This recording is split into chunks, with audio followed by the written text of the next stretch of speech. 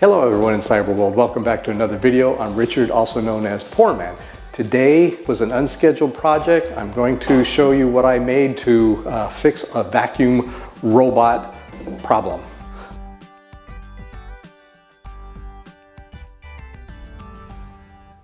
This was an unscheduled project. It wasn't something I'd been planning on. However, there's something that just drives me nuts. And it was like, I needed to fix this now. For those of you who do have vacuum robots, have you experienced something like this? Or this? Or maybe this? So for those of you that have vacuum robots, you probably experience the same thing when the vacuums just kind of go off on their own. They get stuck in different places. They get tangled up in wires. They're underneath the sofa and they don't want to move. Their batteries die or they end up turning it off by the time you get back and find them. So today I'm going to build some things to stop this issue, and let's take a look at what I did. I decided to use 2x4s for their weight, and that was the only spare wood I had. I could have used just the 2x4 for the job, but didn't want what looked like scrap wood laying around on the floor. I had a little spare flooring left, so I decided to cover the 2x4s and make them blend in with the floor itself. I had to remove the padding on the bottom of the planks. I measured and cut the boards to the lengths of the 2x4s.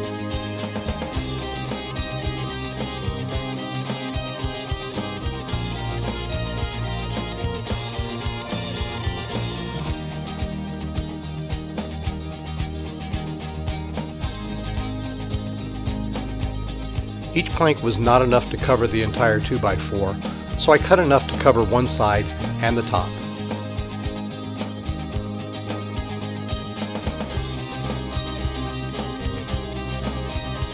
Glue would have been best to attach the flooring to the 2x4s, but in order to complete this project quickly, I used brad nails and it worked just fine.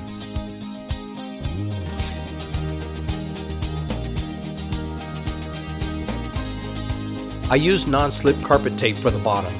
One side sticks to the wood and the other side is rubber, which grips the floor and helps keep the block from moving.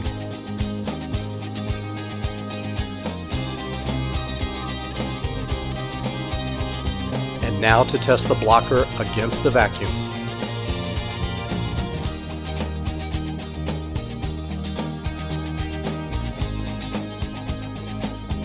And the blocker wins. So there you have it. We put together a little bit of just a stopper, added a little rubber sheet on the bottom, and that keeps it from sliding all over when the robot vacuum bumps into it, holds it in place and turns the vacuum around and keeps it from going underneath the sofas. It was a simple build. I would have preferred to maybe put a 45-degree angle cut and this thing would all matched up and you wouldn't see the siding. It was kind of in a rush. There's a reason for it that will become clear in a couple weeks. So all in all, it's just something that will blend in behind the back of the couch. It's not something that's going to be visible anyways. Well, I hope you enjoyed the video this week. Again, sorry for the impromptu sudden project. Next week, we're going to begin a series of special projects that we've got quite a few lined up. We're not sure how well they're going to work out, but we're really excited about putting them together and showing them to you. So until then, bye-bye. And don't forget, if you like the videos, please subscribe, comment, or like.